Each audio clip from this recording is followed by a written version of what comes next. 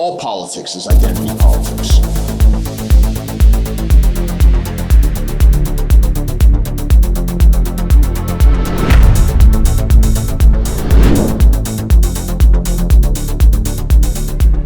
Welcome to Identity Politics, everyone. I'm DeAnna. Let's be honest, guys. This country has declined dramatically in just the last 2 decades, and it would require a dramatic transformation to even begin to start solving the problem. And the biggest issue of all is the 2-tier legal system, because this is where power actually affects you. To some extent, in this country at least, you can believe whatever you want about who runs things. You can talk about whatever you want with the nature of the system, what we're supposed to do about it. It's not really going to destroy your life in most cases. Yeah, maybe you get doxxed. Maybe you get your life destroyed. Maybe you join a group and that leads to all sorts of consequences. But truth be told, probably not. Power doesn't really care too much about what people believe. It's harmless online fun. It's a video game. People still pay their taxes. People are still under the rule of the same old politicians. No one's really challenging the power structure. It's just whatever. We're giving takes here, right? We're just giving takes. We're listening to takes. But if it ends there, if it's just talk, who cares, right? It's not a real challenge to power. It's just step one. This is literally the least you can do. But where most people really have to deal with power is in the courts. Whether you go on trial, whether you go to jail, whether you get a slap on the wrist, or whether you are the star figure in the trial of the decade is dependent on race. Because you, yes, you listening to this, are an individual in a country that runs on racial tribalism, and you don't have a tribe. Which means that you are on your own against this monstrous system, and there is no one who is going to step in on your behalf. Law is downstream from power, power is downstream from identity, and the most important form of identity in America today, in the West today, in the world today is race. Simple as. If you're an unk like me, what was the wake-up call? O.J. Simpson's trial, 1995.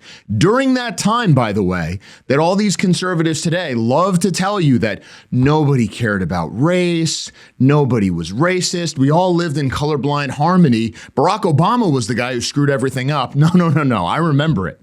This was a time when you didn't have the internet. Everyone was watching the same trial. Everybody was talking about the same thing, the whole country. You'll never get that again. And conservative, liberal, it didn't matter what your ideology was. Every single white person in the country knew he was guilty. And here's the thing, so did most blacks. And that's why he was acquitted. Ashley Allison said on CNN accurately that O.J. Simpson really represented something for blacks. It's not like O.J. Simpson was the leader of the civil rights movement of his era. You know, he represented something for the black community in that moment, in that trial, particularly because there were 2 white people who had been killed. And so he did. I can't really summarize it better than she did. Now, as fate would have it, the reason the O.J. Simpson trial is in the news today is because Mark Fuhrman just died. Who was Mark Fuhrman? Mark Fuhrman was an LAPD detective. He was the guy who found the bloody glove. But he had said racial slurs at some point before in his life. And that became the most important fact in the trial. Probably no exaggeration to say that the main reason O.J. Simpson was acquitted was because there was a tape of this detective, the now late Mark Fuhrman, saying racial slurs. Probably no exaggeration to say that to blacks in America, that was a far more serious moral crime than murdering a couple people. Probably no exaggeration to say that if the trial happened today, most reporters and professors and other mouthpieces of the ruling class would agree. Call that the original N-word pass. The N-word pass, as commonly understood now, means that a white person can say the word of power in front of the nons. You actually don't need a pass for that. You can just say it. But the more important pass is this. It's a killing word. The O.J. Simpson trial was an early indication that the wrong person saying the word means that someone can essentially get away with murder. Is that an exaggeration? Okay. Consider the case of Terry Wilson. He was convicted of first-degree murder. However, in 2019, a judge in Michigan overturned the conviction on the grounds that a juror used a racial slur during deliberations. Now, for what it's worth, the juror denied that he used a racial slur and said the following as a defense. I didn't say racist comments. I have never said racist comments in my life. I am a Democrat. Consider the case of David Grant. The suspect, Joni Donnelly, was described by local news, WPTV in West Palm Beach, as the admitted killer. Admitted killer of West Palm Beach man walks free. Why did he kill him? Because Grant supposedly said the N-word. Now, did he? One witness said so, but there was no trial, so who knows? The key witness for the prosecution left for Saudi Arabia, of all places, so nope, guess there's nothing we can do. This is what the state said in explaining it. Quote, the state has no competent evidence to rebut the argument that when Donnelly is called a N-word, in scare quotes, he was suddenly provoked to turn and strike Mr. Grant. The witnesses all stated that Donnelly was walking away, and suddenly the combat ensues, with Grant attempting to place Donnelly in a bear hug. By all accounts, no weapon was used, and the fact that Donnelly held Grant for approximately 15 seconds does not rise to the level of a cruel and unusual manner. While the cause and manner of death was deemed homicide by strangulation, the doctor's report also opined that cardiovascular disease was a contributory cause of death. In addition to the state's lack of competent evidence to proceed and prove this case beyond a reasonable doubt, there is also a question of whether the state could overcome a claim of excusable homicide pursuant to Florida Statute 782.03. It's a pretty sweet deal if you can get it. You can just get away with it because you were provoked. And incidentally, you got to love that little thing they throw in there. Oh, actually, there were some health issues. There were some other reasons this guy might have died. Wonder how the George Floyd trial would have gone if that was allowed into evidence. In December last year, we covered the case in Portland where a black man stabbed a white man. There's no dispute about any of that. However, as the Daily Mail said, Portland jury clears black man of assault because white man he stabbed had said the N-word. Quote, a black man was acquitted of stabbing a white man in Oregon after he claimed the attack was self-defense because the victim called him a racial slur. Gary Edwards, 43, was charged with second-degree assault for stabbing a man in Portland near a light rail stop on July 8th, KPTV reported. However, he was found not guilty of the crime on October 31st after the jury learned the victim was using racial slurs in the aftermath of the altercation. Unquote. The defense attorney had said, what other than racism could explain why Mr. Howard perceived hatred, animosity, and aggression from a complete stranger? Yes, what indeed? A black guy approaches you with a knife, a black homeless guy no less, and you would find that a bit troubling? You might be a bit on your guard, you racist scum. And of course, the best takeaway, the N-word not only justifies self-defense with a deadly weapon against an unarmed man. Just the word itself means you can stab him without consequence, but it actually transcends the normal progression of time itself. If someone says it after you stab him, that retroactively justifies the stabbing. It even retroactively justifies your claim of self-defense. You were right to stab him because in the future, he will call you a name. This is the law. This is where we are. This is how it is. You get dragged before a jury of your peers, by which I mean insane nons that have been carefully trained to hate you by every major institution in the country. This is the precedent they're operating off of. That's what a jury of your peers means today. Consider the case of Shiloh Hendrix. Now, you remember this. As a white person, you can't go to parks anymore, of course, because now they're filled with Somalis.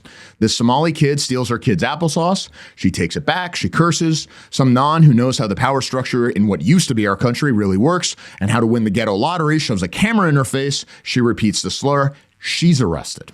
She's brought up on charges. Now, we all know the GoFundMe and how much money she raised. It was over $830,000 when I checked last night. Why is this in the news again? Well, a motion to dismiss the trial failed recently, and the document itself is worth looking at. The theft, of course, is not considered.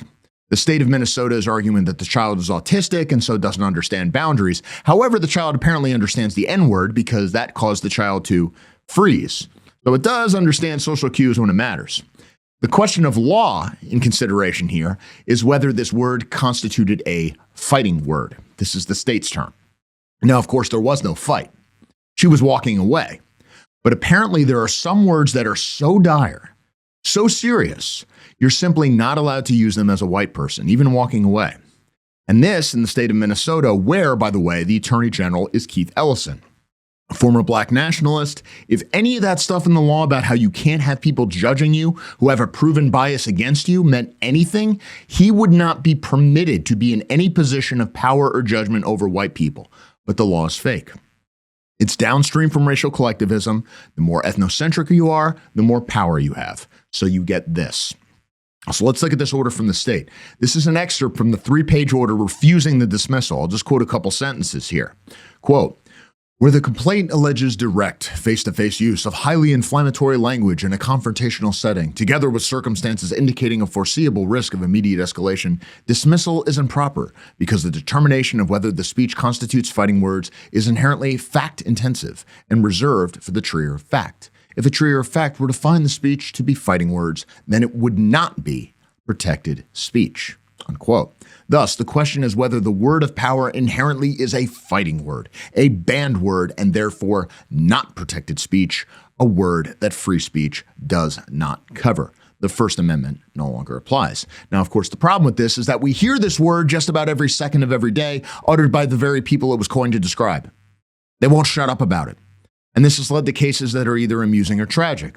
So the Boondocks, for example, parodied a real case some years ago. This basically happened, where some hapless white teacher had the world come down on his head for saying the word. Not even the hard R, just the A. And he tried to defend himself by saying, look, these people themselves never stopped saying it. What's the big deal? This was the comedic segment. What I don't understand is that if it's so offensive to them, then why do they say it over and over again? So Riley said the N-word before you did that morning. He says it every morning. He calls me nigga. He calls the other kids nigga. He calls himself nigga all the time. Nigga this, nigga that, nigga please. Bitch nigga, nigga, have you lost your mind? Nigga, check that hoe. Nigga, you bullshitting. Break yourself, nigga. He says it so much I don't even notice it anymore. Last week in lunch, Riley says to a classmate, "Can a nigga borrow a French fry?" And my first thought wasn't, oh my God, he said the word, the N-word.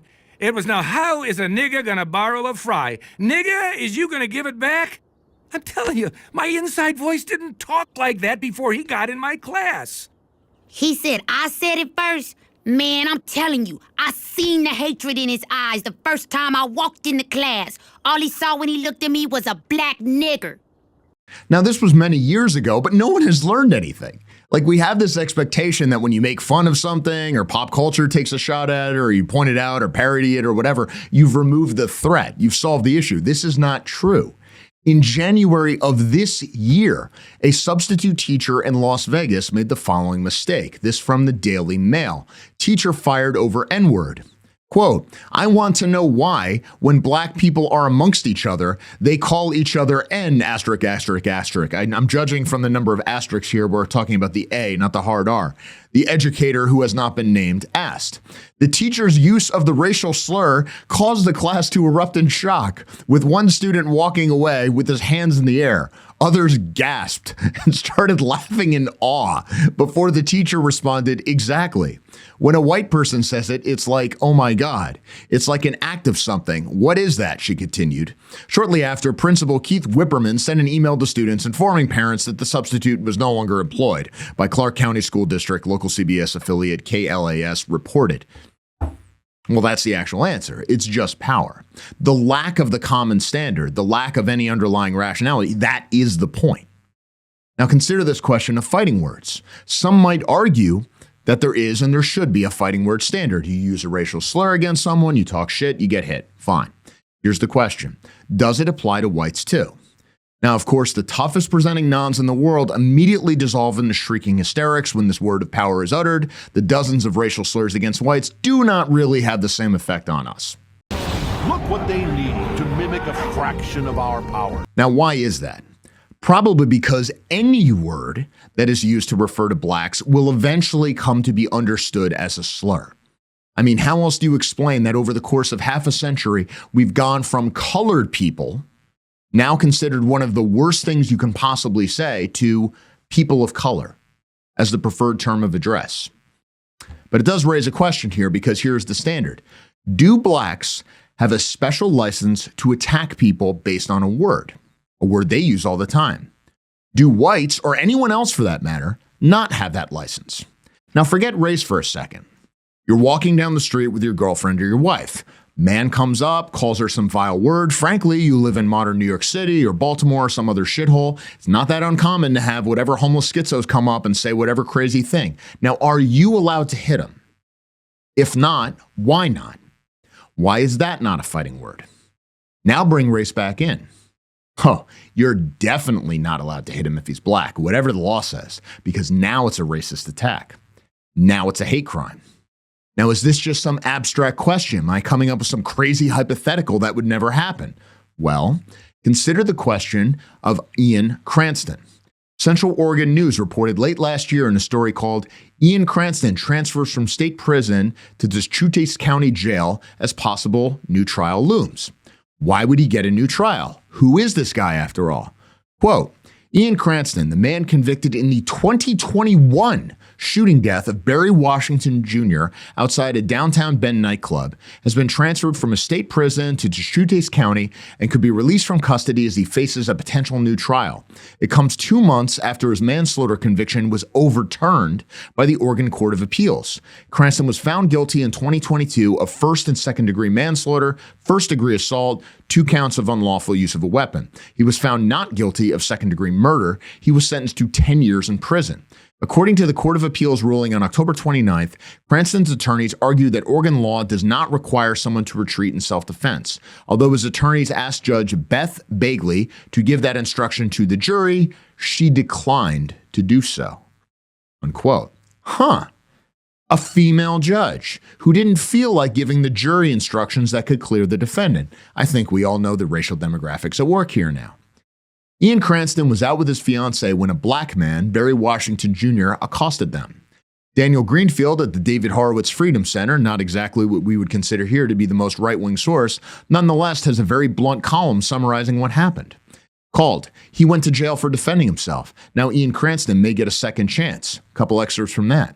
The most extraordinary thing about the confrontation that wrongly sent Ian Cranston, an unassuming young man in glasses, to prison for a decade is that there was very little argument over the facts because they're amply documented and were caught on video. The prosecution admitted that Cranston was assaulted by Barry Washington Jr., a violent criminal who had been harassing his fiancée. The assault by Washington was severe enough that Cranston looks battered in his booking photo, suffered a brain injury, and had to be taken to the hospital for evaluation, unquote. You can see that booking photo right here. As you can see, he's clearly got a black eye, at least one. The column continues. Before Ian Cranston shot Washington in self-defense, the drunken, violent criminal had not only attacked him, but also his fiancée and had punched another of Cranston's friends in the nose. An activist claimed that Washington was targeted for being a free black man who didn't conform to the racial norms of 90% white Bend, Oregon. The norms were embodied by a social media post by Washington stating, "If you're BF white, you single to me. Fuck Timmy gonna do?" Violating those norms led Washington to harass Cranston's fiancée inside and outside the bar, get into a fight with Cranston, his fiancée, and his friends until finally Timmy did something. Now this may be ringing a bell for you. This is probably why you know about this case at all. Kind of a before and after thing. It became a meme. If you're BF white, you single to me, what Timmy gonna do? Well, that's what he's gonna do. Now we know. But notice how this was reported in the mainstream press. The way the media reported it was that this simple black man who was just trying to be polite, who was actually a gentleman, he was giving her a compliment. And that's why he was shot, because he dared to compliment a white woman. Leave aside the reports of assaults, leave aside video evidence, leave aside the dude's booking photo shows him clearly having gone through it. Is there a single person in the entire world who truly believes that some drunken black guy is going to act like a Victorian aristocrat and make a chaste compliment to someone's girlfriend while they're out on the town? The only people who believe that, or more accurately pretend to believe that, are journalists. So, for example, the Daily Mail went out of their way to dox the family of the girlfriend with the headline pictured. Cheerleader girlfriend of white bullet factory worker 27 charged with shooting dead black man 22 who respectfully complimented her and asked her out. However much you hate journalists, it is not enough. The question here, does this count as fighting words? Forget the assault and the gun, even forget race. Guy comes up and says some vulgar things to your fiancé. Can you hit him? If not, why not? Hey, he respectfully asked her out while you're just sitting there. She's not having it according to all the reports. You're right there. I don't care how respectful it is. Can you hit him? If not, why not? I'd call that fighting words, but it's not. Because law is downstream from power, and power is downstream from identity. And you can do whatever you want if your group has sufficient solidarity. Incidentally, the blacks built a permanent memorial to this guy, Barry Washington Jr. This from opb.org. Family and community members celebrate new plaque in honor of Barry Washington Jr. A new permanent plaque in honor of Barry Washington Jr. now stands in Bend on the downtown corner where he was shot and killed on September 19, 2021. On Saturday, about 100 people gathered despite wind and rain to attend the memorial dedication ceremony. Washington Jr.'s family came from parts of Oregon and California, including Washington Jr.'s mother, LaWanda Robertson. This memorial is very sacred for me, so the fact that it's going to be a permanent memorial, I'm very honored, she said. Local organizers Jocelyn Stanfield and Jasmine Hesley Barnett worked with Robertson and the City of Bend staffer Katil Bargule to get the plaque placed on the sidewalk near where he was shot. It replaced a temporary display of flowers and pictures of Washington Jr. that had been located in an adjacent tree well for 4 years since his death. City officials from around Central Oregon attended the event, including Redmond City Councilor Clifford Evelyn. I mean, the plaque is beautiful and all that, but the fact of the matter, Washington Jr.'s death should have never happened. People began protesting anti-black racism in Bend after Washington Jr.'s death in 2021. He was fatally shot by Ian Cranston, who was white. The single shot came 30 seconds after Washington punched Cranston in a dispute involving Cranston's fiancée. That's how I would phrase it. Washington Jr. was unarmed. Robertson told OPB that if her son weren't black, he would still be alive today, unquote. I mean, that's true for two reasons. One, if he was white, he wouldn't be acting like that. But less flippantly, if he were white, he wouldn't just assume power is on his side. And that's another reason he wouldn't act like that. He wouldn't just assume he can act like that without consequences. If I walk up to some guy at a bar and I start hitting on his girlfriend, drunk or sober, getting all physical, I'm going to get into a fight. I may win, I may lose, but what we can say with absolute certainty is there are not going to be mobs of people hailing me as a hero for what I did and building me a permanent memorial. But blacks know their community, such as it is, will have their back in any confrontation with outsiders, no matter how badly they act. In fact, the worse they act, the more enthusiastic backing they will get. Remember O.J. Simpson. And this dynamic affects our entire society. In the distant days of more than a decade ago, when you had to talk about this kind of stuff in a sort of disguised way to get any kind of a mainstream audience, Curtis Yarvin, writing under the pen name Mencius Moldbug, made an excellent comparison that stuck with me ever since. Imagine we live in some aristocratic form of government. What would it be like in real terms if you had nobles and commoners, like the way power would actually affect you in your everyday life? Not in theory. What would it actually look like? So consider this thought experiment. He says, the official presumption is that in any conflict between a noble and a commoner, the noble is right and the commoner is wrong. Therefore, by default, the noble should win. This infallible logic is at the root of our system of noble privilege. For example, if a noble attacks a commoner, we can presume that the latter has in some way provoked or offended the former. The noble may, of course, be guilty of an offense, but the law must be extremely careful about establishing this, unquote. I think we all know what he's getting at here. Now, it's not exactly true that certain people, for example, blacks, are beyond the law. Let's not overstate things. If one of the protected classes just say attacks me randomly on the street, yeah, he's going to get arrested. I mean, let's not be like ludicrous here. But if there's a conflict with any kind of nuance or disagreement, like the vast majority of situations where you get a conflict, which side is power going to be on? Which side is the media going to be on? Who are judges and prosecutors and police chiefs not going to be afraid of throwing the book at? Yeah, that's how this dynamic works. Think of the Ian Cranston case. Think of some of the other cases here where the N-word is said even after the crime is committed, and that allows for the claim of self-defense. Think of how insane that is.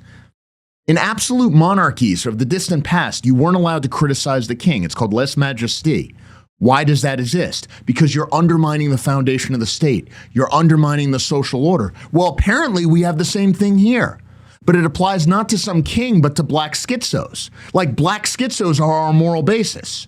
That's the foundation of the moral order. Is that an exaggeration? Think of Shiloh Hendrix. A crime committed against your own child, that's not even worthy of state consideration, not in the slightest, but a word uttered in anger as you're walking away brings the total mobilization of the state and all its resources, a state whose legal system is headed by a guy, Keith Ellison, whose entire life has been a campaign against you on account of your race. That's what you live under right now.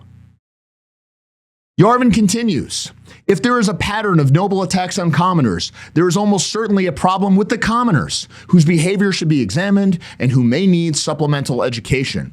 If a commoner attacks a noble, however, it is an extremely serious matter.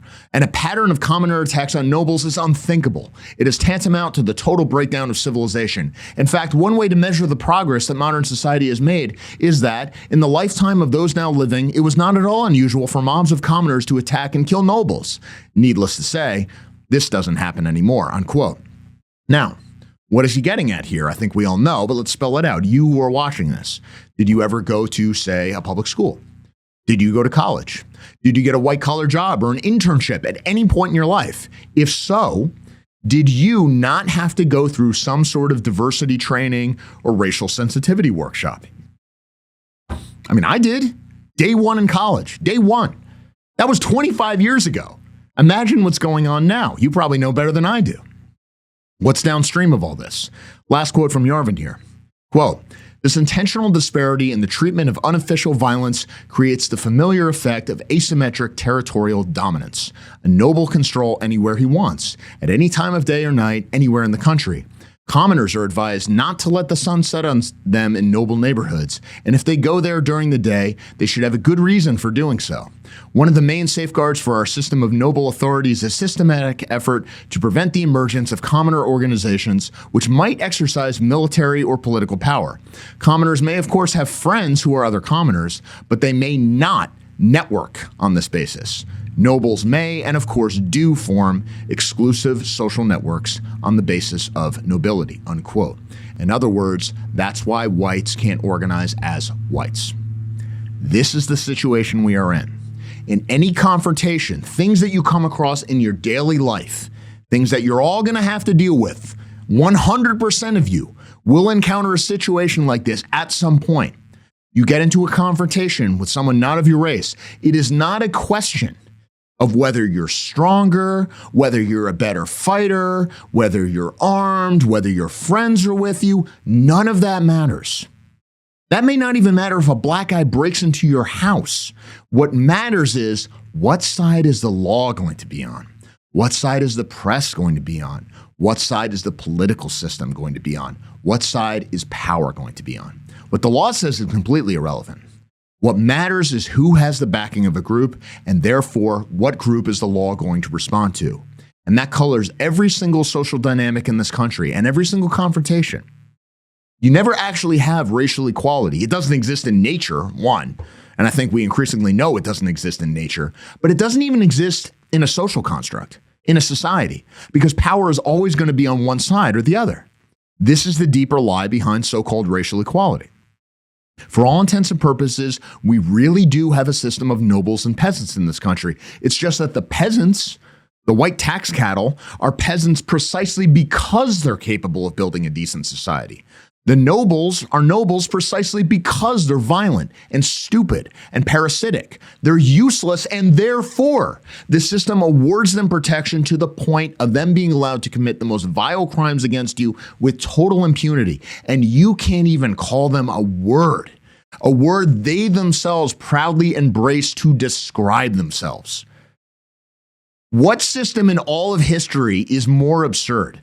And they call this equality. It's something beyond mere anarcho-tyranny. It's the most absolute and ridiculous form of racial degradation imaginable.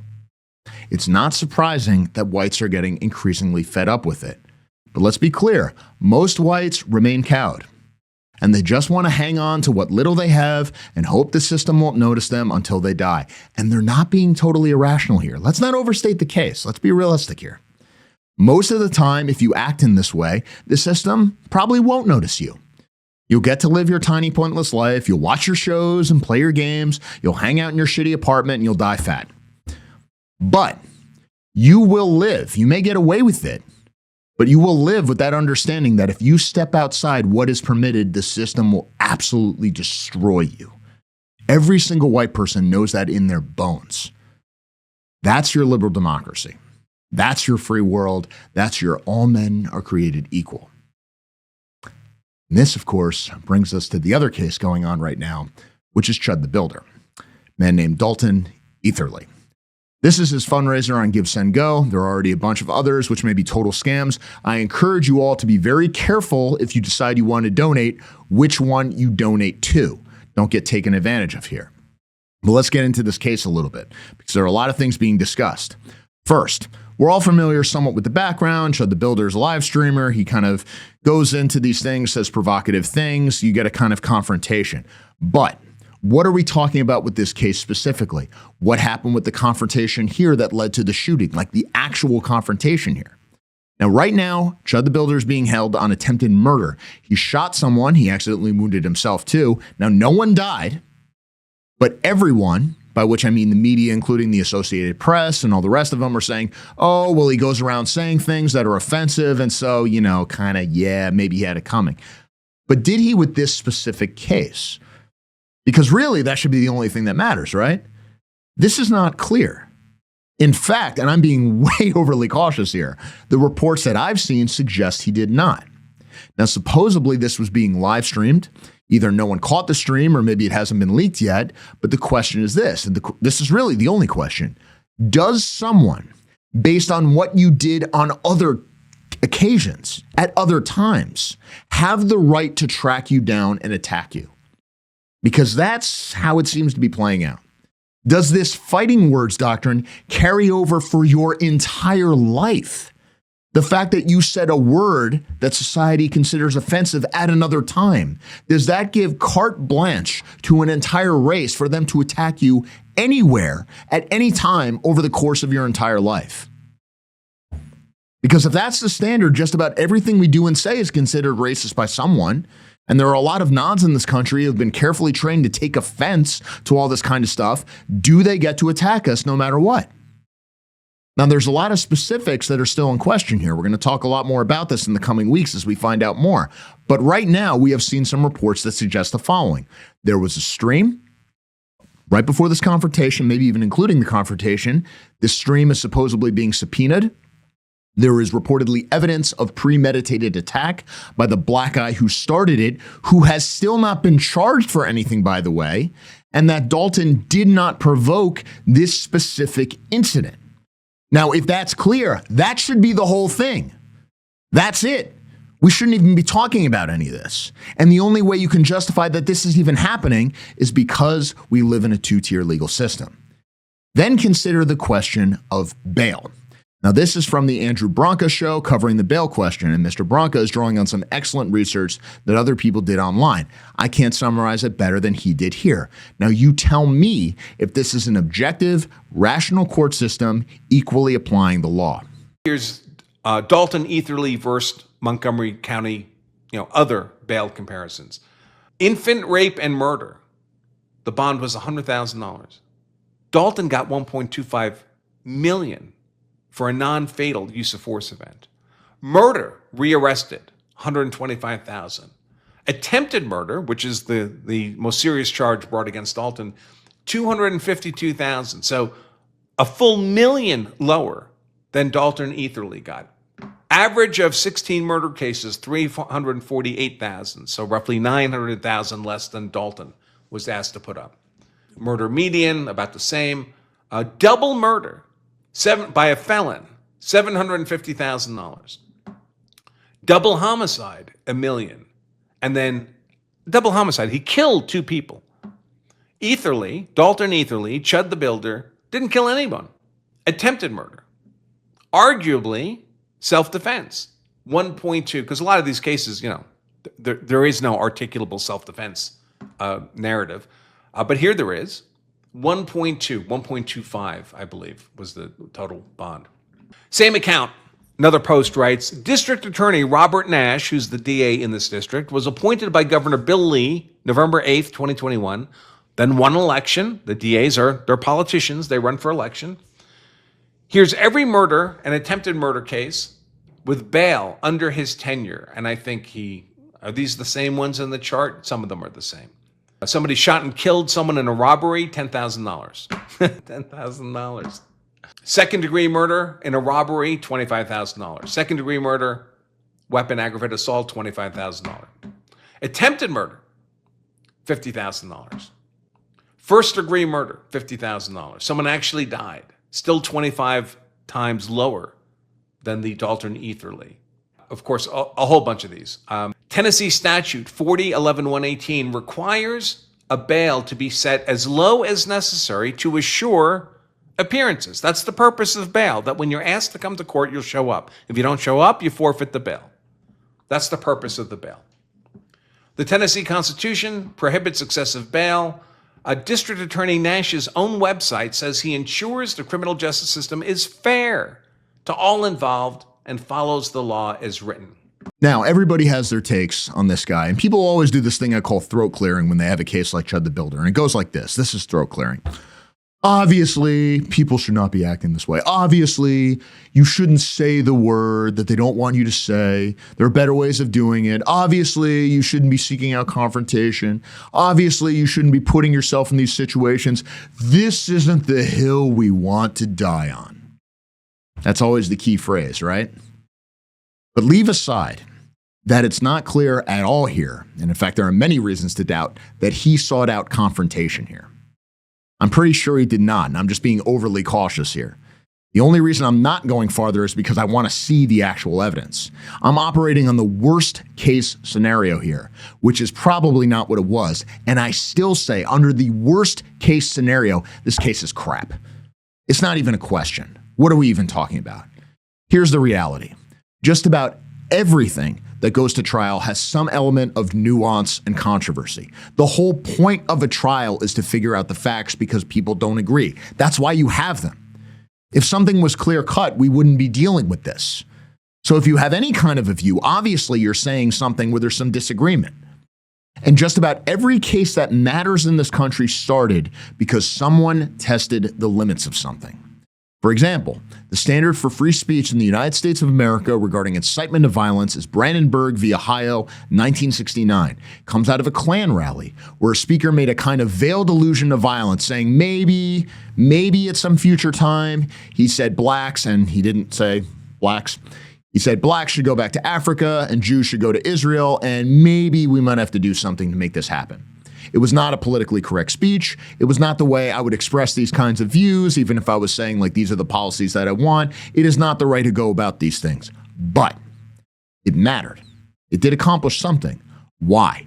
The Supreme Court ruled that it was protected speech because it didn't incite imminent, lawless action. We might have to do something someday, maybe. That's very different than burn that building down right now. And this is the standard that we still have today.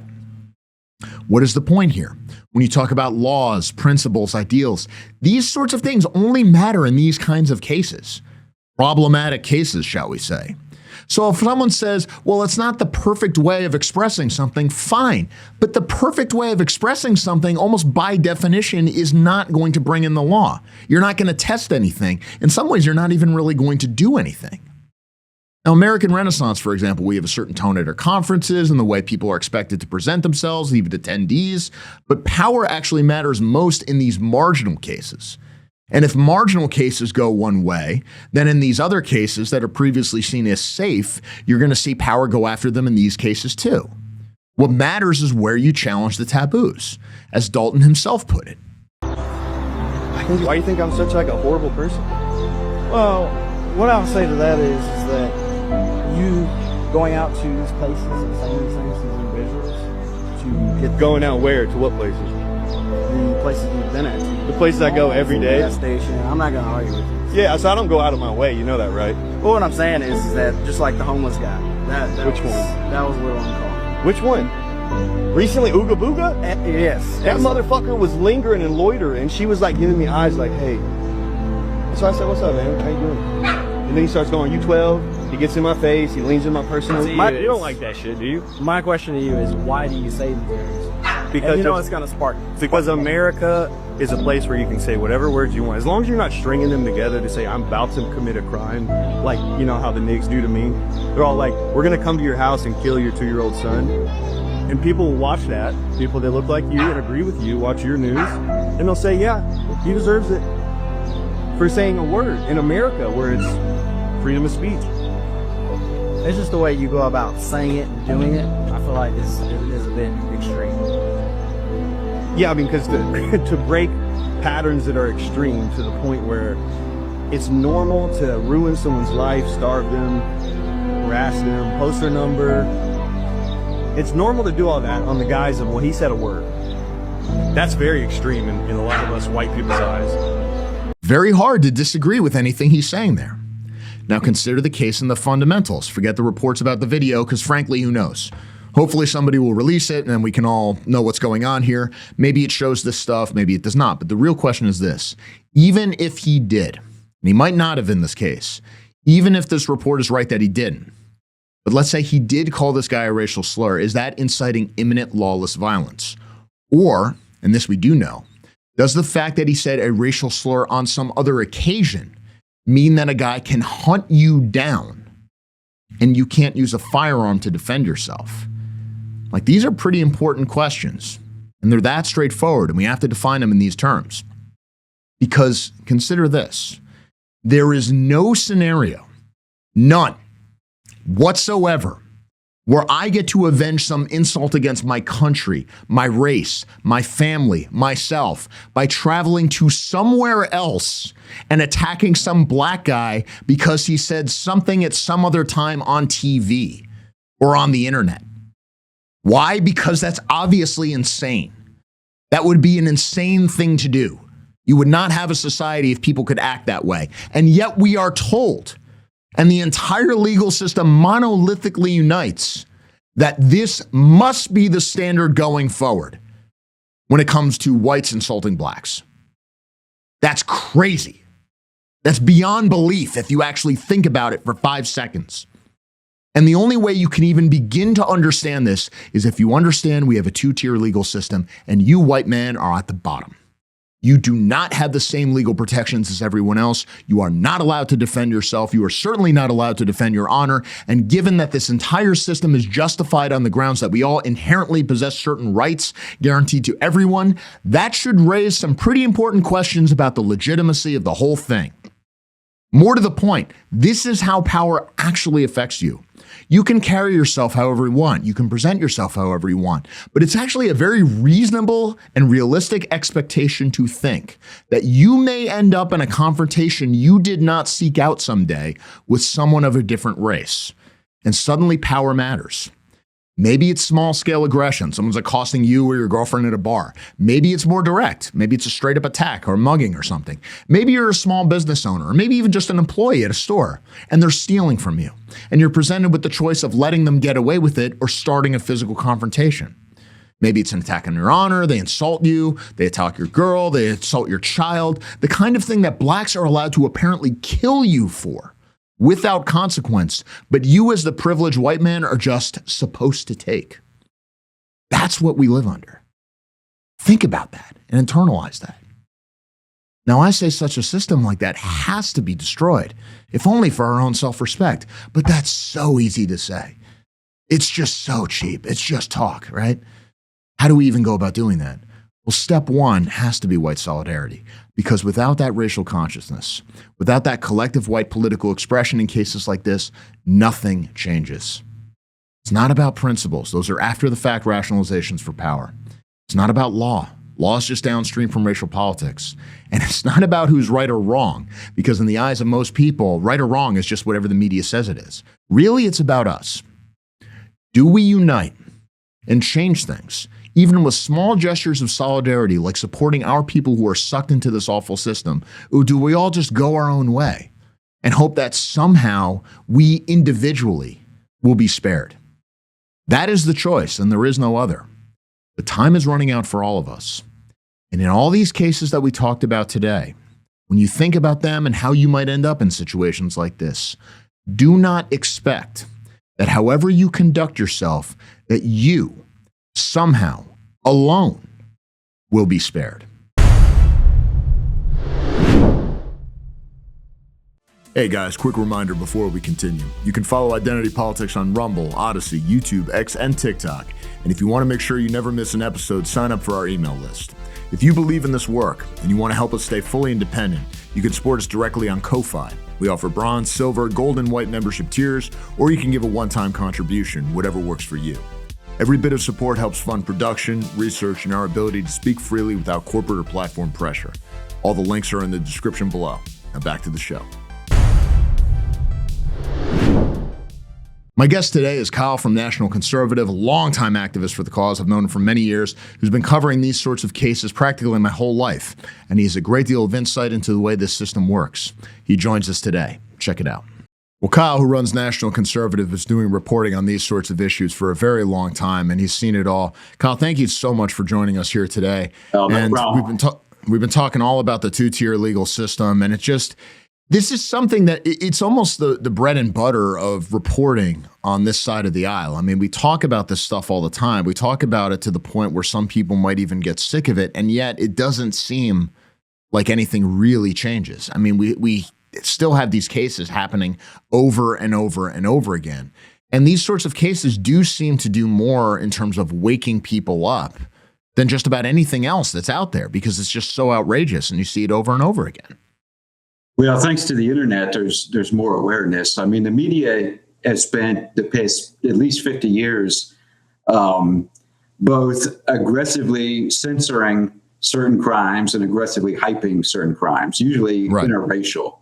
And it depends on the race of the perp and the victim as to which one gets hyped and which one gets censored. But with the internet, the way it is right now, it's getting harder and harder to do this. And as far as a two-tiered legal system, there's a lot of different components to this. But most recently, we have actual prosecutors campaigning on, I'm going to put fewer black people behind bars, whether it's jail awaiting trial or in actual prison for the crimes they commit. And so when you get that kind of situation where they're publicly advertising, now they're not saying, I'm going to go out and get black people to commit less crime. They're saying, I'm not going to punish them for the crime. And so you have this actual out in the open, blatant advertising of it, which is on a whole new level, which is something that just came about, I'd say, recently. But it's always been that the first level of a two-tiered system in the United States is where you commit the crime, not even race. So if you live in a rural, mostly white county that barely has any crime, whether you're black or white, you're going to get the book thrown at you because there's no other crimes going on. But then if you're in a majority black city where crime is everywhere, constant, all the time, and people don't even call the police anymore, then chances are you could be white or black and nothing's going to happen to you because there's just so much crime and nothing's being done about it. What's really interesting is when you look at, this may have been changing recently, as we know, homicide rates have been going down in a lot of these major cities this year. How much of that is also them just not reporting certain things is also unclear. I think a official in Washington, D.C. is actually about to go on trial for supposedly cooking the books. And this is something we all kind of know. I mean, liberals... This actually goes back 100 years. And so particularly... the 70s, 80s, 90s, and this has just continued, where individual cities and states continuously for decades and decades and decades, they keep tightening the definition of what counts as an official homicide for their official homicide rate. And so you see some pretty extreme things. So like right now, Cincinnati broke all records for homicide. I think even before the George Floyd riots, they were ahead of the curve. 2019, I believe it was. Cincinnati was exploding, where you had this essentially nationwide homicides hit kind of rock bottom around 2013. And then they were slowly creeping back up. And then when the George Floyd riot started, it was just a massive explosion of homicides everywhere. because they just stopped pulling over black criminals everywhere. They just let everyone run wild. But the officials in Cincinnati, with a straight face, will say, actually, in the 1920s, the homicide rate was even higher.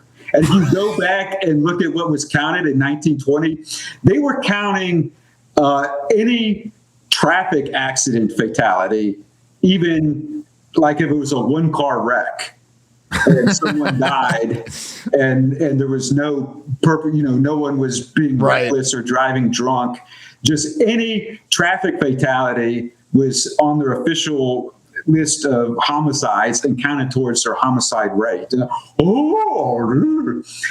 of course, you get the other side of this where you have officials in New Orleans over and over with a straight face. Actually, other than murders, crime is not that bad. Because they're only counting reported crimes and no one's reporting it anymore. Right. Unless the only thing that's being reported is if someone's murdered and if your car is stolen, because you need to file an insurance claim. And then when your car's stolen, the police don't even come out and investigate it. They just fill out a report over the phone. Right. Right. I mean, and you see this where what's fascinating to me is that this is another one of those things where liberals, they know it, but they have a great deal of doublethink about it. Remember how obsessed they all were with The Wire, and what was one of the main subplots of The Wire about how they're always cooking the books to make sure the crime records reflect certain things to the higher ups, but they don't actually reflect what's going on the grounds. And everybody watched that, and everybody was like, "Oh, this is like getting a master's degree in urban planning. It's so true. It's so how it is with life." I've never. What was that on? I've never. That was I think HBO way back when, but it was like one of these big shows. It was a while back. But then you see these reports where in DC they're faking the crime statistics, and this was one of the rationales. Fakery. Yeah. Right. But they deny it. Now these same white liberals are like, no, that's not happening. And how could you? Another thing they'll do in these big majority black cities where you have abysmal clearance rates, they'll come to a person and they'll say, we think this guy did it. We don't have enough evidence to get a conviction, but he's already in prison anyway. Will you just go along and say this is the guy? And so then they'll say that it's cleared. And so they have besides having abysmal clearance rates, part of it is fake as well. Yeah, yeah. That to me is one of the most remarkable things is how low these clearance rates are in some cities like Chicago. Because if you think about all the technology that we have now, the fact that they can get what you're searching on your cell phone or your computer, there's cameras everywhere, like how anyone could get away with murder in any of these things is just unbelievable. Chicago, and somehow, every time I hear this, it doesn't even sound real. The rate at which someone is actually convicted of a crime for non-fatal shootings is completely absurd. It's less than 20%. If you shoot someone and they don't die, most likely you're never going to prison in Chicago. You're going to get away scot-free. Mm-hmm. And the mayor, of course, they had this thing, I think it was called Shot Spotter, where it would record every time there was a gunshot, and it would tell you exactly where it is, and the police would see it, and you could go report to it. Well, of course, what did the mayor do? He got rid of it. Yeah, well, that's because, of course, it was black people shooting stuff, so we just can't do that anymore. So now you can just shoot people whatever you want, and nobody gets in trouble. Solve black crime is going to be called racist. Right. And that's... What's the other big one? Oh, the body cam. Yeah, you beat me to it. I was just about to say that. Every left-wing group and every black nationalist group was demanding body cams. And how'd that work out, guys? Are saying they're racist. Yep. And they want the body. They're doing that where I live. They were demanding body cams. Now they want the body cams taken away because they keep jumping the gun and thinking they have another juicy. Trade law type situation or something. There was one where the NAACP was all lined up, ready to pounce, and the police force here has a meeting with the family of this guy. He got shot in the balls and lost a testicle fighting with the cops, and he had all kinds of thug pictures right on Facebook. Pictures of himself with illegal stolen guns and of course and holding up money, and then his mom, who was so distraught and so assured everyone that he was such a good boy, they had a picture of her like commenting on his thug picture saying, "That's my thug." And so that kind of, but now it's with the body cams, it's even better because the cops are just blowing this out of the water with the body cam footage. Yeah, that is one of the most remarkable 180s you've ever seen, how it went from that was the social justice cause to now we need to reverse it. Even went into with ICE, I remember there was I think it was the Republicans who for once were smart enough to get ahead of this, where people were trying to go after ICE for reports of cruelty, and the Republicans said like, oh, we'll just put body cameras on all of them. Yeah. And of course then they're like, oh, well, we don't want that. It's like, yeah, because you know what these people are actually dealing with. Camera footage of all these left-wing activists violently rioting. Yeah, screaming that they're going to kill them and trying to hit them with Trump cars. Refusing to pull the Insurrection Act again. Yeah, right. Wimping out. Well, that's another thing where we that's maybe a subject for another day, but that's what it's going to come to if you actually want to restore order in a lot of these places. But what's really interesting too is when you look at these sorts of cases in these major cities where you essentially have ubiquitous crime by blacks with no punishment whatsoever, is how open they are about it with social media. Where especially you'll see even on Instagram, like we can't be on Instagram, we'll get banned. But you'll see on Instagram, you'll see on any of these social media, you'll see on Facebook, like them just partying, like firing guns in the air, going nuts, doing all sorts of things, and nothing happens. And then you think of like what the ATF has done to like random white people for far less over the years, and you're like, how does this work exactly? I mean, you've got them on video, just go get them. Glock switches. Yeah. All across America, they're modifying their Glocks to shoot full auto. Like less than 1% are ever charged with a federal gun crime for that.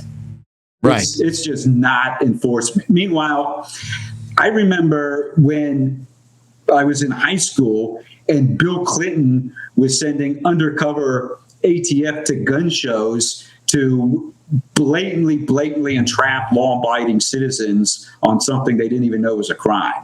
What they were calling it the straw purchase, where they would stand there and wait for someone to buy a gun and then go up to them and offer them an outrageous amount of money for the gun that they couldn't refuse, and then charge them with a felony gun crime.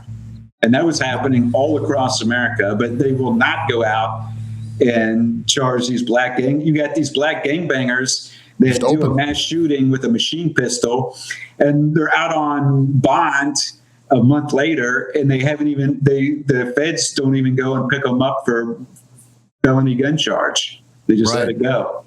I mean, think of people to always talk about like Ruby Ridge and Randy Weaver and everything that came out of that. What everybody forgets is the whole saga began with like what was it, like a sawed-off weapon or something. Like the barrel was like too short or something like that, and that became the whole thing. They had an undercover agent beg him over a period of weeks to cut a shotgun barrel like an inch below the legal limit.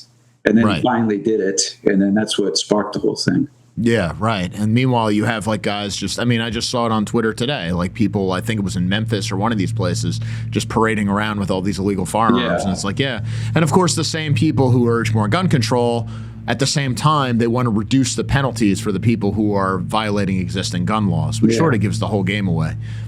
Now, one thing that sucks about the decline of Facebook is that as little as 10 years ago, anywhere in the country, like, some thug would be arrested and they'd censor his mugshot for being a juvenile, or a department that censors mugshots in general. And I could just go on Facebook, and any 15, 16, 17 to even in their 30s, any thug is sitting there under his real full name, posting thug pictures, holding guns and drugs and stuff. And now they're not using Facebook anymore. And so now it's They got other social media accounts, but it's under like, Thug Dog number 25. It's not. Right. It's not quite as compelling in terms it's of. not Jamal Travis of Jackson, Mississippi. So it's much harder to find. Right. Yeah, it used to be you could find this kind of stuff very quickly. And the other thing that we've really lost, and maybe this is even more important in some ways, is police departments, local police departments no longer provide this kind of data as easily. Our mutual friend Paul Kersey always does these reports, or used to, for Ameren, where he would pull out, these are the shootings from New York City, from Chicago, from Baltimore, wherever. And they would break it down in such detail where it would be like, this is the race of the shooter. This is the race of the victim. New York City does that. I just did a brief analysis of the 2025 NYPD homicide supplemental report that's on national-conservative.com. And there's almost no white perpetrators. Mm-hmm. It's like 63% black and almost no whites at all.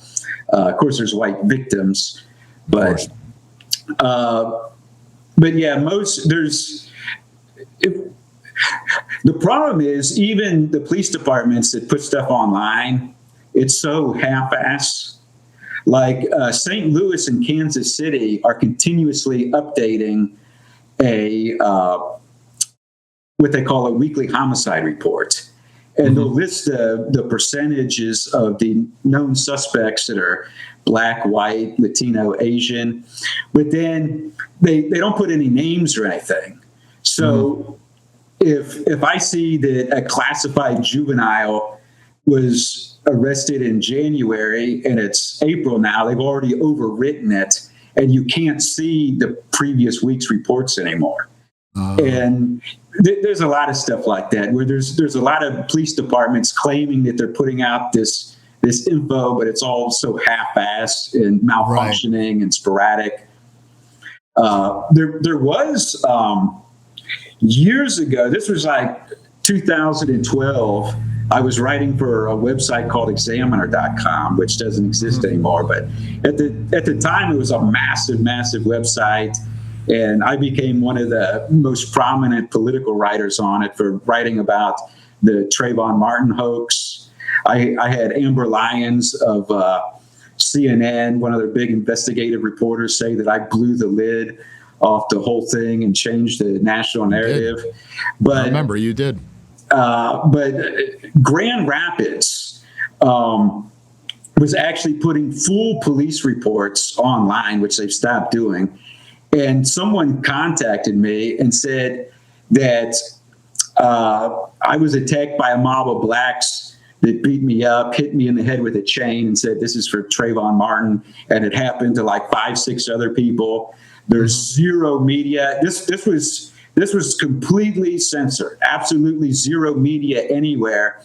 And then I actually pulled up all the police reports, which all said black on white, right off the internet. And that was like a really rare thing. And I don't know of any police department now that is putting full reports like that online. But at the time, there was several different Michigan police departments all together uploading every single report to the same website. So you could sit there and look at a bunch of different Michigan cities and pull off full police reports. Right. But that's the only time I've ever seen that happen, and I've never seen it again, and they're not doing it now.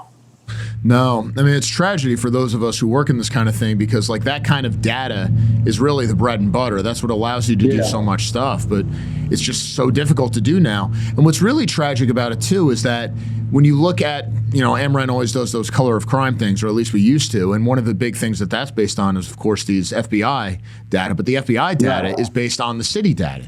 And if the cities don't forward the data to the FBI, then what good is the report? Yeah. And so I guess what's really changed, we can talk about return to the idea of the two-tier legal system in a second, but I think what's really changed, and not enough people have quite understood this, and they're going to need to understand it, especially if the midterms go the way they're going, and then you see what happens to 2028, which is that the idea of crime as inherently a bad thing that's something we can all agree on, that is no longer accepted. Like it is just taken, like crime is in a weird way, like justified. I think they almost think of it as a form of racial reparations. Well, the way these leftist prosecutors characterize it, the person committing the crime is a victim of his circumstances. And that if society wasn't oppressing him, and never mind if it's some black teenager whose father is a NFL player and he lives in a freaking mansion, he's still a victim. Anyone who commits crime is a victim of circumstance, and we're supposed to feel sorry for them. The other big emerging excuse for like all black criminals now is he was having a mental health crisis. Right. And, we always hear this now. So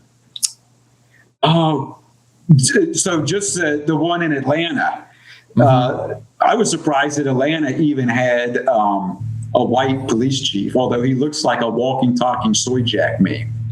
And so that's why they let him in. They got this guy.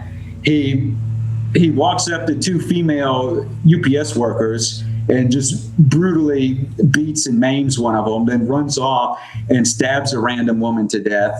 And immediately now it's obvious it wasn't random because he was only picking women.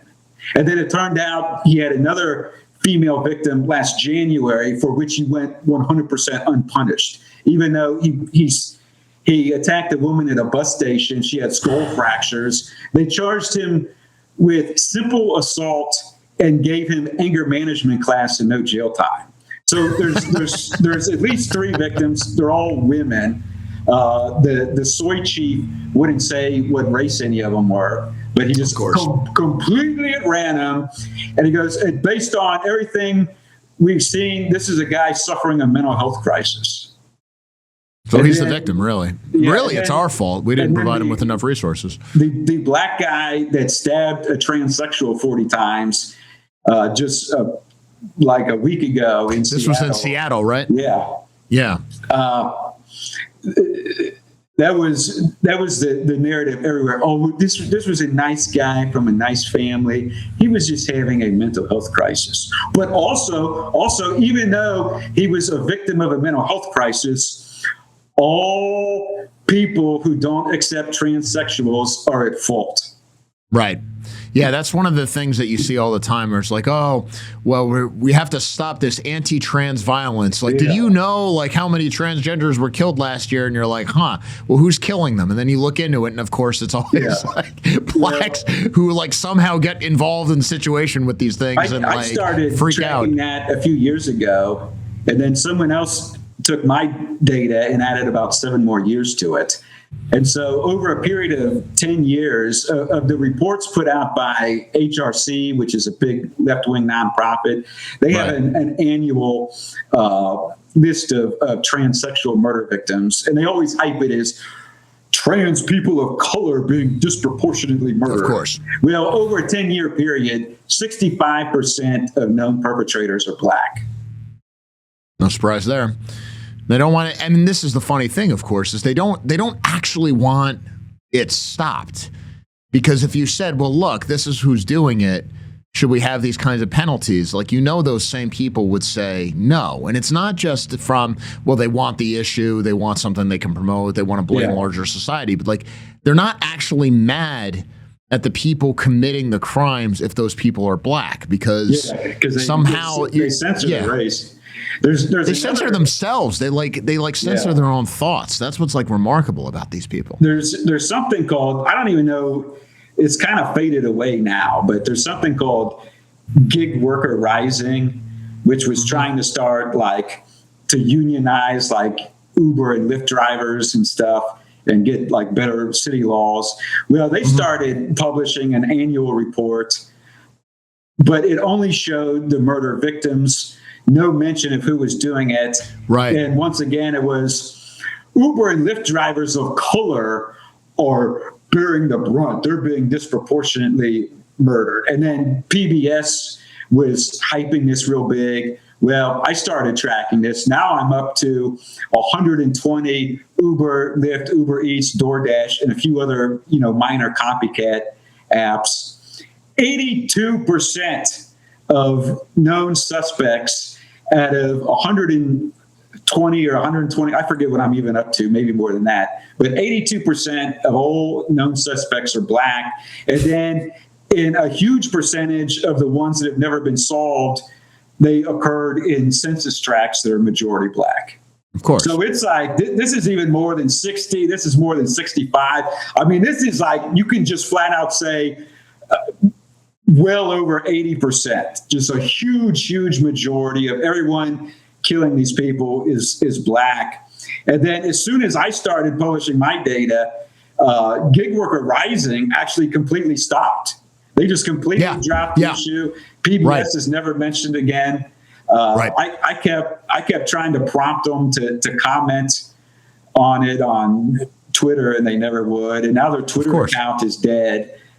Maybe the book is folded. But that was their whole claim to fame, hyping that it was gig workers of color. They were being disproportionately murdered. It reminds me of the Stop Asian Hate campaign. Yeah. I remember they had I remember in 2020, I think it was 2020, after they had torn down these Confederate monuments, and they buried like a time capsule or something. And one of the things they put in this time capsule, it's all this woke garbage, but one of the things they put in there was like a Stop Asian Hate thing. And it was like a week later when that whole campaign just completely died, and you just never hear about it ever again, because everyone was like, you realize in every single one of these cases, it's just some black guy attacking like some old Asian dude from behind. And so they're just like, okay, well, we're just never going to talk about it again. Well, two left-wing NGOs, the ProPublica and the infamous Southern Poverty Law Center. So at the very beginning of the Stop Asian Hate thing, they got together and they were encouraging Asians to submit alleged stories of how they were, persecuted by white Trump supporters, basically. And the stories they got are so bad that they turned around and refused to even release them, because it was so obvious that it was just victim fan fiction and people copying the exact same story and resubmitting it over and over again for different cities. The stuff that they cherry picked to release was like super, super minor, just victim fan fiction stuff. A guy in a Trump hat gave me a dirty look at the grocery store when I was speaking Chinese. And then we have thousands of reports of Asian people experiencing hate, mostly at the hands of white conservatives and Trump supporters. And it was such bullshit that they never even released their own data. They just made these claims and then kept the data a secret. They keep doing this. I mean, you see these campaigns from these NGOs, and it's always hailed with this kind of just breathless intensity by the mainstream media. My favorite, and this was repeated by Ilhan Omar, of course, was when the ADL issues its report on like political violence. And they always say like most political violence linked to like white racism or far right stuff or whatever else. And I think I'm one of maybe like 10 people in the whole country who actually reads these things and actually looks into like what these cases are and like breaks them down. And it's like a guy in a white prison gang like shanked somebody in prison, and therefore like this is proof of like a right-wing like militia group or something. I mean, like this is every case. And meanwhile, if you look at the prison gangs, the ones that are the most strict are the black and Latino prison gangs. The white prison gangs are like catch-alls, and they got like Asians and Arabs and like anyone who's not a black or Latino ends up joining the white gang. And so they're the least racial of the prison gangs. But then they don't, when the black nationalist prison gangs and the La Raza prison gangs, when they shank people, it's not the same thing. Well, it's also not even counted. I mean, because at some level, we all kind of know that like violence in prison, the gangs are obviously on racial lines, but we all kind of know, like, okay, like violence in prison is not really have a political, it doesn't really have a political connotation. But I mean, you'll see the white prison gang murders added up in these reports, and that has a connotation. And you'll even see, you know, some guy who was in a gang will get out of prison, kill his wife. They'll be like, oh, well, he was in a prison gang, he committed a murder. And it's like he had a fight with his wife, and it's just desperate reaching. And then there's hundreds of actual unprovoked black on white hate crimes. None of them are on the list. Zero. Do you find it harder to, I mean, I guess we do in some sense, but I mean, it's still there because obviously as somebody who wants to see, you're like me in that you want to see the data, you want to see it objective. You don't want to just like base everything on what like some guy said on social media. You want to see the hard numbers. But do you find it increasingly difficult to get those hard numbers because it's almost like the people who are enforcing the law just like don't want us to know anymore. And that wasn't even true 15 years ago. It's all of that varies wildly from state to state and county to county.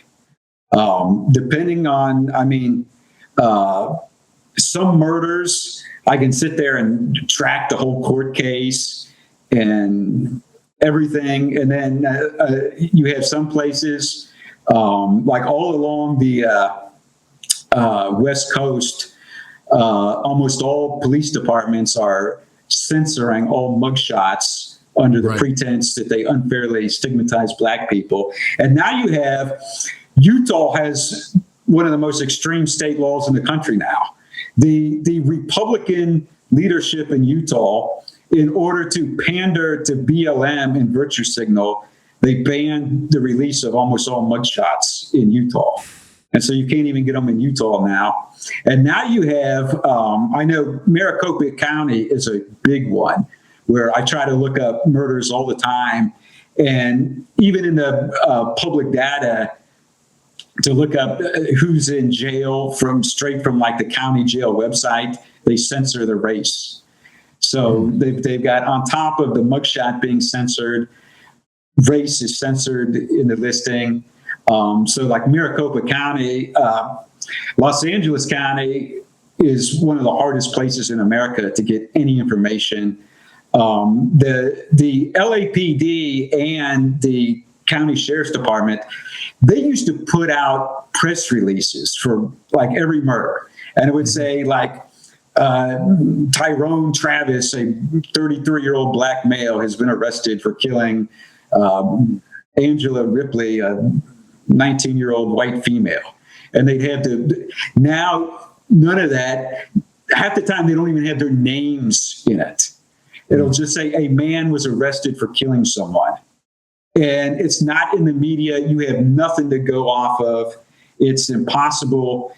If you have a name, you can, and he hasn't already been released from county jail, you can look up on the county jail website and get the race. But now they're not even putting the names in the press releases. It's just everything is censored. And of course, we still have the insane focus on other suspects, though, where you can find out everything.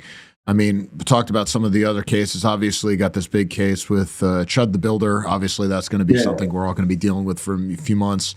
You got Shiloh Hendrix is still good. That's going to go to trial. So now, I mean, literal speech crime trial. One of the other cases, I think his name was Cranston, where this was a guy who was out with his fiance, accosted by this black guy, shot him after he had been punched in the face. There's no dispute about that. He ends up getting convicted of all this stuff, goes sentenced to a decade. I think he's getting a new trial, though. In all of these cases, is that one in the Northwest? Yeah, that was in Bend, Oregon. Okay. And the shooting was in 2021, and they just recently gave him a new trial. They built a permanent memorial to the victim, of course, in the city. A great civil rights hero. But with the Shiloh one, the guy made a video of himself harassing her. Right. I mean, she's looks like the victim. She's the victim. Video. She's the actual victim. Yeah. And then the guy that's following her around harassing her, he's like, oh, well, he's a hero for doing this. Well, what's interesting is that even people who have only been in the country for a little while, you know, these non-whites who were brought in by these NGOs or the churches or whatever else, they all intuitively understand this is how the system works. Like if I can just get some white person saying the no word or saying something they're not supposed to do, then I will get $1 million. I will be a hero and everything. Like they all just know this and they've been taught it. And to some extent, they actually have assimilated because this is the dominant culture. Like this is what assimilation means. Yeah, they pick, well, and you've even got, like Arabs are classified as white on everything. Right. And you have all these Arabs like fighting, say they want to be classified as black because there's benefits in it. They want to be the MENA. Easier, they can get hired easier. And so you have people from Egypt and Saudi Arabia that move over here and think, wait a minute, if I can change my racial classification, there's benefits. Right. I mean, that's what that whole category of MENA in the census, if they get into that, Middle Eastern and North African. And of course, you know, that's supposedly that even includes the Israelis. I'm sure there'll be all sorts of fights about who is included and who is not included. And of course, that's very similar to some extent how the Hispanic census category was created. I mean, one of the more interesting things about the way race was thought of in this country is LULAC, you know, one of the big Hispanic so-called civil rights organizations. Their first initial cause was wanting to make sure that their people were counted as white in official government documents. And you can find all these hilarious things about how Spain is the exemplar of Western civilization and brought civilization to the New World and conquered these savages and all the rest. And then 40 years later, it's the same organization. And it's, oh, we're so oppressed. What do? We need this new category. Like it's at a certain point, everybody sees the cynicism of it and everybody sees what interests are really being served. And yet it does continue. I mean, as you point out, people talk about this sort of stuff all the time in a way that you never would have seen 15 years ago when it was basically like you, Colin Flaherty, some other people drawing attention to these sorts of things. Now everybody sees it, but the media still operates by the same playbook. And it almost seems like the left has doubled down in defense of these racial narratives. Like they still insist on, you have to feel guilty about this stuff. We have to uphold the myth of black sanctity and how they're only oppressed by white racism and everything else. It's tempting to say that things have gotten better, and they have in the sense that there's more awareness. But am I right in saying that in other ways, it's actually gotten worse? I mean, as you point out, now you even have the police covering it up. Yeah, I mean, you have a lot of people just doubling down and being more hysterical, more insane about it. I mean, there's some people, they're just going to keep doubling down into oblivion, I guess. That, you know, even if their own family member is killed by a black, well, you got like the guy in Springfield, Ohio, giving a speech and said, "Oh, I wish my son would have been murdered by a white guy instead of a Haitian." Right. I think it was a murder or was it a car accident? One or the other. But he was killed. Driving recklessly. Yeah. And and there have been so many cases of that. And I know people blamed it on that thing that was out of the Department of Justice that the Trump administration canceled, that they had this body that would go out and like counsel people, white family members of victims, and basically tell them like, listen, you better go out there and say that this had nothing to do with race or else it's going to go badly for you when it comes to trial. Supposedly the Trump administration got out of that. But what scares me, and tell me if I'm being too defeatist here, what I think it's less to do with like the DOJ is intimidating these family members. I think it's like they really believe it because there's like a moral terror involved in being like, actually, all these non-whites really just hate our guts. I mean, that's kind of a tough thing to deal with psychologically. Some of them believe it. There was a case, this is also when I was writing for Examiner.com. There was a white guy. He was in his like early 20s doing something involved with newspaper delivery. It was somewhere in Tennessee. I think it was even Nashville. And he was abducted, tortured and raped and stabbed, all kinds of horrible shit by African immigrants. And it was refugees that were brought over by one of these NGOs at taxpayer expense. They just drove him around the city, raping him, stabbing him, making him take money out of an ATM. And I wrote about it, and his family members were calling me, threatening to sue me if I didn't take it down. Right. Apparently the guy was like full on Antifa and a big anti-racist. And he was like screaming in the background from his hospital bed, "They're motherfucking racist." And I go, well, he's like, "How dare they say?" I go, well, why did they do this? And from his hospital bed with stab wounds, he goes, "Maybe they were hungry." That was his answer. Maybe they abducted, tortured, raped, and stabbed him because they were hungry. So that is just completely. But apparently, he was involved with the whole Antifa, anti-racist movement, all that stuff before it happened, and he was just sticking with it. Yeah. Yeah, Paul Kersey tells me some of the same stuff when he would write about some of these cases on his website back in the day. And you would get messages from people who knew I mean, in this case, like they're dead, like the victims are like murdered. Yeah. And you would get like the family members and there'd be way more anger at the fact that people are talking about the case than at the crime itself. The fact that the crime happened, that's like minorly regrettable. It's like, it's an act, it's like being struck by lightning. Like, it's kind of a bad break. Like, she got raped and decapitated. What are you going to do? Like, we all have our cross to bear. But the fact that like a racist is writing about it, now I'm mad. Yeah. Now I'm going to be angry about it. And it's because it's like permissible in a way. Like, because I think at some level, like white people all kind of know that if something happens to you, and at some level, why it's happening to you. But if you react on that basis, like there's no going back. And I think it's much easier to just sort of retreat back into the conventional wisdom. But it does seem like people, I mean, people always say this is like the oldest cliche. People are waking up. I mean, people never really wake up. But on the other hand, some people really do. And it does seem like there's more of those people now when you see the sort of support for someone like, say, Shiloh Hendrix, and we'll see what happens with some of these other cases. I mean, she's raised, I think, $830,000 for that one thing? Yeah. That wouldn't have been true 10 years ago. That was kind of like a phenomenon all in itself when people suddenly started donating all kinds of money to her. Yeah. And it's been several cases at this point. It's not just her. I mean, now you have this sort of almost competitive group fundraising thing between blacks and whites. And I think it's because the media itself has sort of brought this on, because the conservative thing 15 years ago, if you saw a crime, is the normal conservative reaction would be crime in and of itself is bad. It doesn't matter if they're white or black. If somebody commits a crime, they should be punished. We all agree on this. Why are we even bringing race into it? And a lot of people, like including myself, when you first like get involved in stuff, you're like, yeah, that makes sense.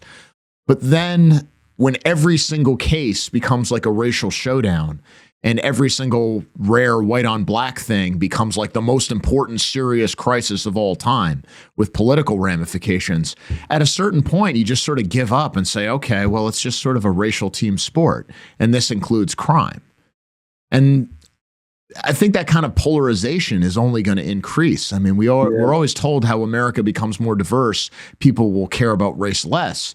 It seems to me that people care about race more than they did even 15 years ago. Yeah, well, I mean, it's being thrown in your face everywhere you go.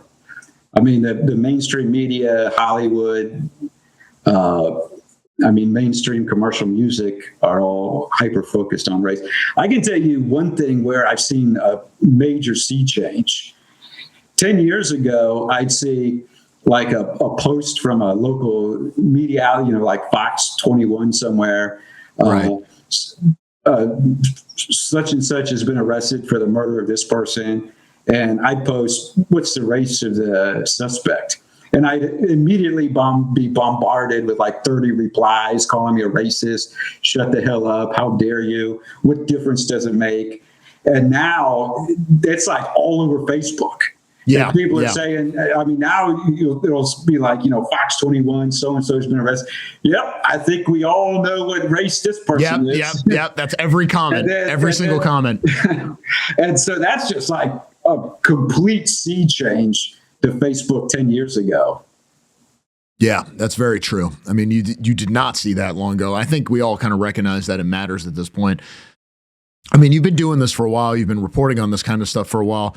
Overall, then, I mean, there are some things to be very encouraged about. There are some things to be somewhat depressed about, especially the response of these official organizations like prosecutors' offices, police departments, things like that. Do you think things are moving in the right direction in the sense that people are becoming less cowardly about dealing with racial reality when it comes to crime? Well, or do you think that we're still in for a tough road ahead? Well, I think we're in for a tough road ahead. But I mean, there's certainly more people out there using their real names and talking about defending white people and talking about black crime. And certainly the mainstream media has completely lost their ability to censor crime now because of the internet. And I can tell you firsthand, as someone that's been making websites since the early days of the World Wide Web, every single year it gets harder and harder to get traffic on a website. No one is even going to websites now. Everyone just stays on Facebook, Twitter, Instagram, Reddit, Blue Butterfly, or whatever it is. Blue Sky, yeah. All those things. Hardly anyone. And that's why you go to a local media station, if you're not using 15 ad blockers, so many pop-up ads come out, it freezes up with the Yeah, it's unusable, right? Yeah. Such little traffic, they're just absolutely desperate with all these ads. And so the media and people aren't subscribing to cable. People are just watching podcasters and live streamers and all this stuff. None of the media can really control the narrative anymore. And on social media now, at least to some degree, especially on Twitter. Now, I know that Blue Sky, that's like wildly censored. Oh, yeah. I think I made 2 accounts and they were both banned within a few posts. But for the most part, you're getting a broad spectrum of crap. And of course, there's a lot of completely fake clickbait, which is annoying, being posted all over social media as well. But the just compared to 10 years ago, it's much harder for the media to hype the crap out of one murder and then censor 10 other ones. It's not working out for them that way anymore. And, right. I mean, we haven't even had a big Trayvon or a Gentle Giant or anything like that. I mean, really, since George Floyd, we haven't really had a big name like that. Right. And even George Floyd has become, I mean, it's sort of the right equivalent to what the left, yeah, exactly, what the left did with Charlie Kirk, where it's just become, I mean, you see him as like a Dark Souls boss, or you see him in like, some AI cartoon or something like that. And it's like, nobody takes this stuff like seriously anymore. Of course, the people who do take it seriously are unfortunately people in like prosecutors' offices, people in state legislatures, these groups that can actually sue you and everything else, which is why people are being brought up on charges just for words. I mean, that is in fact still happening. But it does seem that people with the internet can do more right now than they could before. In terms of, as somebody who's been looking into this stuff for a very long time, if somebody was looking to make a real contribution, because I always think that like original reporting does a lot more than just commentary. And if you're tracking like what's going on with crime in your community and everything else, like that can really change the national conversation in a way that like a really good live stream rant just can't. And I remember, because you and I have both been doing this for a while. I remember how you did change the conversation with those cases all those years ago. If somebody was looking to get involved in like, all right, how do I track the reality of crime in my city, in my state, in my community?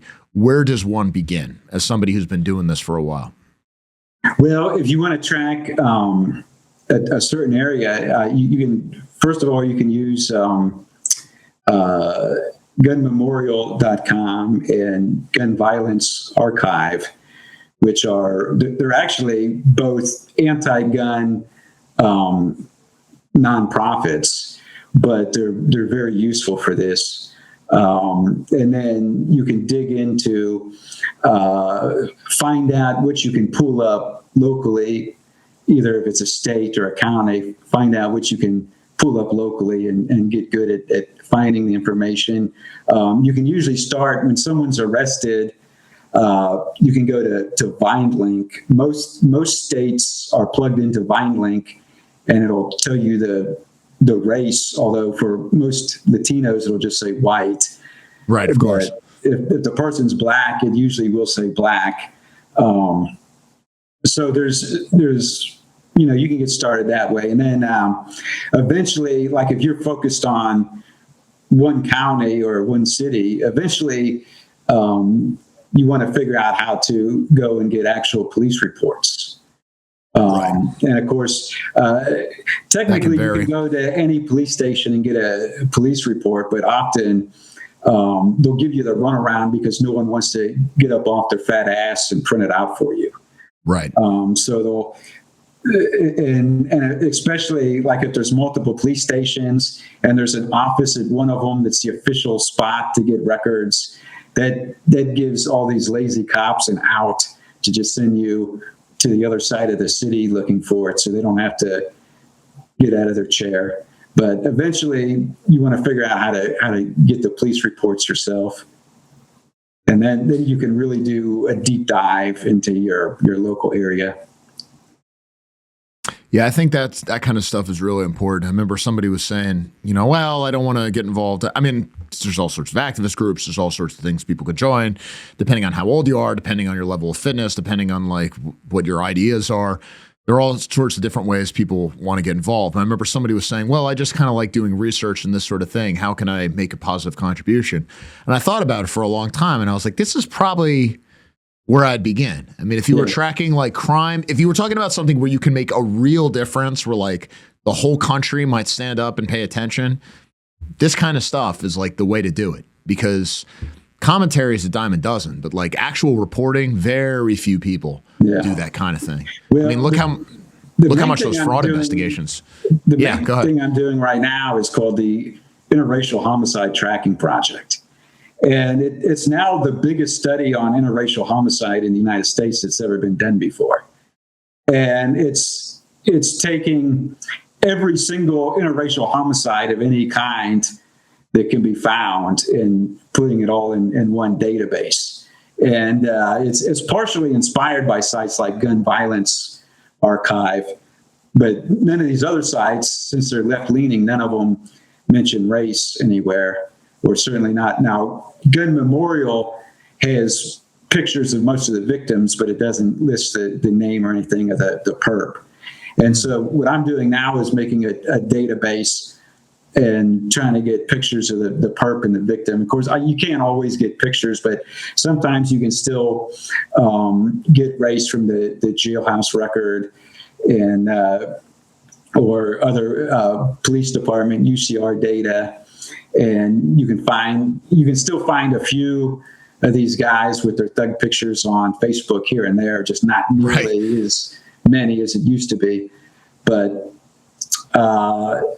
so that's just, I'm just trying to lay it bare. This is all the information. This is everyone. No one's being censored. No one's being artificially elevated in this database. You can just look at it and just see the raw carnage and how it plays out racially. And now I've even started, for 2026, I've started tracking each person by gender as well, so I can make pie graphs for race and gender. That's going to be an incredible resource in terms of tracking this kind of stuff. If we actually had like an actual media, if we actually had a real university system, you would think that would be the kind of thing that they're doing. But instead, they spend most of their time and effort making sure people like you are not allowed to get the kind of data to do this kind of thing. Well, Kyle, you've done so much for the cause over such a long time.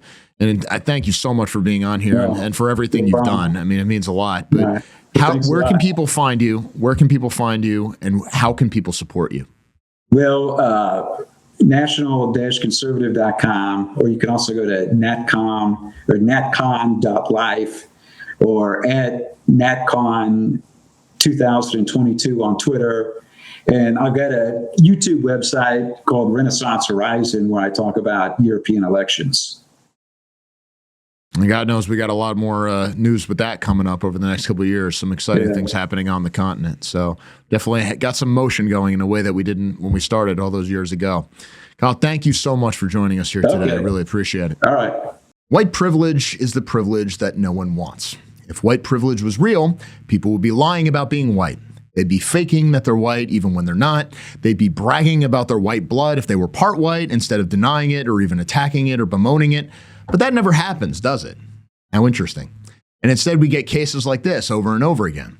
So this from the San Francisco Chronicle. Buffy Sainte-Marie loses another honor as indigenous ancestry fallout grows. Quote, Buffy Sainte-Marie has lost another major honor after an investigation challenged the Oscar-winning folk singer's long-standing claims of indigenous ancestry.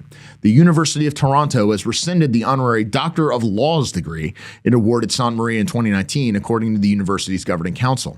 The school said it received a petition in February 2025 seeking to revoke the degree, and its governing council approved the rescission on May 13th. The university did not publicly state a reason for the decision. I think we can guess. But the move follows a series of revoked Canadian honors since CBC News 2023 investigation reported that records and family accounts contradicted Sainte-Marie's public account of being born Cree in the Piapot First Nation in Saskatchewan and adopted by a white family in the United States. Sainte-Marie has disputed the CBC report, saying she never lied about her identity. In a previous statement to the Canadian press, she acknowledged she is American, not Canadian, and said she was adopted as a young adult by a Cree family in Saskatchewan, unquote.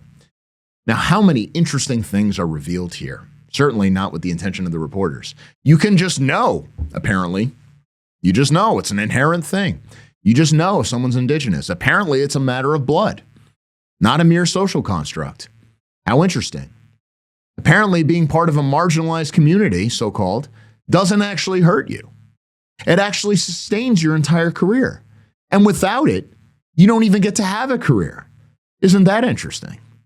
And rather than institutional racism, meaning that power upholds norms of white identity and privilege, you know what they teach you in school from kindergarten on, actually, these institutions aggressively move to strip you of honors and status and titles if you are revealed to be part of the hated enemy white population. Isn't it funny how this all works? Now, of course, this isn't the only case like this. Rachel Dolezal pretending to be black is the most obvious example. There are other cases of fake Indians, like, for example, the supposed Indian that Marlon Brando invited to the Oscars to accept his award, Sacheen Littlefeather, so-called. She wasn't an Indian. Her real name was Maria Louise Cruz. You know that crying Indian ad? You all might have to see that. That was from decades ago, but they used to show that all the time. He was called Iron Eyes Cody or something like that. He was accused by family members of faking his Indian identity. Apparently, according to them, he was just an Italian guy named Espera Oscar de la Corte. You want real fun looking at all these indigenous rights protesters, all these people in Australia. They all want money. They all want reparations. It's basically just a bunch of white girls. What's going on here? Obviously, white privilege is not a thing. And these sorts of cases by themselves basically disprove the whole thing. But it's more sinister than that. Because when you strip an entire people of their culture, their history, their identity, when you teach them it's a mark of shame to be who they are, guess what? They're going to seek out a false identity. They'll even fake it. And it's not just grubbing for money, though it is that. It's also something far worse. You're trying to destroy yourself because you can't live with the burden of being the official enemy. That's tragic. And it's cruel.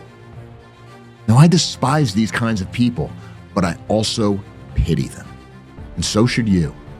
Our entire race is being subjected to a form of psychological torture unimaginable at any other time in history. And it's not that surprising that some people break. It's our responsibility to remain strong and break them, rather than let this system break us. I'm Kevin DeAnna. We'll talk again real soon. All right, guys, that's it for today's episode of Identity Politics. If you found this valuable and you want to see more of this kind of work, here's how you can help. First, follow the show and share it with people who need to hear it. We're on Rumble, Odyssey, YouTube, X, TikTok, and you can also grab the RSS feed. Sharing it is the fastest way for us to grow. Second, sign up for our email list so we can always stay in direct contact no matter what the platforms decide. And most importantly, if you believe in our mission and want to keep it going, please consider supporting us on Ko-Fi. You can donate once or subscribe at the bronze, silver, gold, or white level. Every contribution, big or small, helps keep Identity Politics independent and alive. All the links are in the description below. Thanks for watching. Thanks for supporting. We'll see you next time.